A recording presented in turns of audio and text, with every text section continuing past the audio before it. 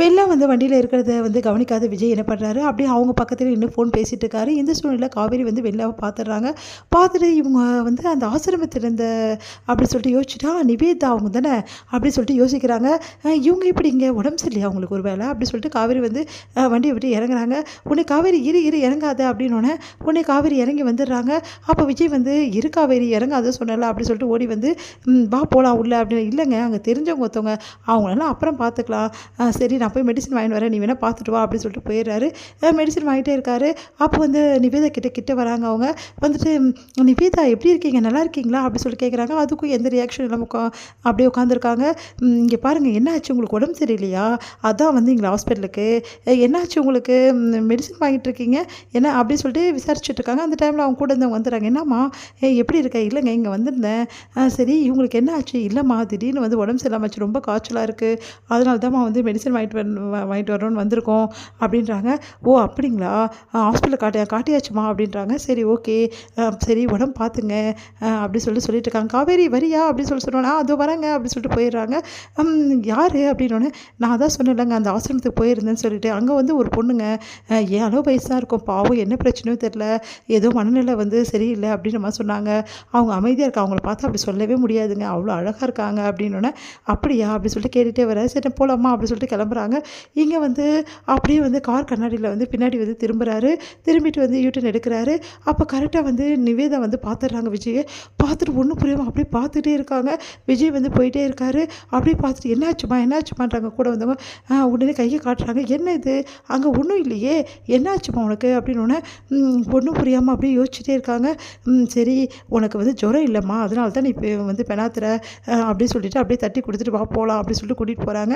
இங்கே வந்து என்ன பண்ணுறாங்க, விஜய் வந்து காவேரி கிட்டே பேசிட்டு அப்படியே ட்ரைவ் பண்ணிகிட்டே போகிறாரு. அடுத்து வந்து தாத்தாக்கு மாத்திரை வாங்க சொல்லி நீ சொன்ன, இல்லைன்னா நான் வாங்கியிருக்க முடியாது அப்படின்னு சொல்லிட்டு வீட்டுக்கு வந்தோன்னே மாத்திரை கொடுக்குறாங்க தாத்தா கிட்ட. நல்ல காலம் தாத்தா இவன் ஞாபகப்படுத்தினா, இல்லைன்னா அதுக்கு தான்ப்பா காவேரி இருக்கணும், காவேரி இருந்தால் எல்லா பிரச்சனையும் தீர்ந்துடும், அவள் கரெக்டாக எல்லாமே பார்த்துப்பா அப்படின்னு சொல்லிட்டு தாத்தாவும் பாராட்டிட்டு இருக்காரு. இங்கே வந்து என்ன பண்ணுறாங்க, குமரன் வீட்டில் வந்து குமரனை வந்து பார்த்துடுறாங்க. அப்படியே வந்து பார்த்துட்டு அதிர்ச்சி அடைகிறாங்க. என்ன மாமா வந்து டிவி சீரியல் நடிக்கிறாரு அப்படின்னு சொல்லிட்டு எல்லோரும் ஓடி வந்து பார்க்குறாங்க. ஆமாம் எப்படி அப்படின்னோடனே நாடகத்தில் வந்திருக்காரு மாமா, சொல்லவே சொல்லலை, அதுவும் வந்து நல்ல ரோலாக கொடுத்துருக்காங்களே, ஓ இவங்களுக்கு ஹஸ்பண்டாக தான் நடிக்கிறாரா இவர் அப்படின்னு சொல்லிட்டு பார்த்துக்கிட்டே இருக்காங்க. இதெல்லாம் பார்க்கும்போது சந்தோஷம் தாங்க முடியல. நம்ம வந்து கங்கா யோசனை பண்ணி அவர் சொன்ன மாதிரி பண்ணிட்டாரே, பெரிய விஷயந்தான் அப்படின்னு சொல்லிட்டு இதுக்கு தான் போயிருந்தாரா, தேவையில்லாமல் ஒரு நான் திட்டேன் அப்படின்னு சொல்லிட்டு மனசு கஷ்டப்படுறாங்க. உடனே குமரன் வராரு. குமரன் ஓடி வந்தோடனே அப்படியே கங்கா ஓடி வந்து கட்டிக்கிறாங்க.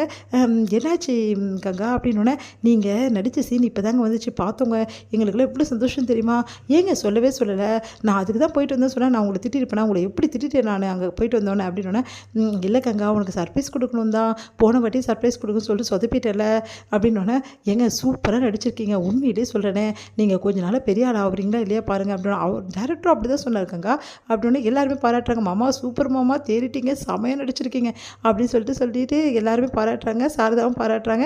இதெல்லாம் பார்த்து குமரனுக்கு சந்தோஷம் தாங்க முடியல. இங்கே வந்து என்ன பண்ணுறாங்கன்னா, நம்ம காவேரி வராங்க. விஜய் வந்து அந்த லேப்டாப் வச்சு பார்த்துட்ருக்காரு.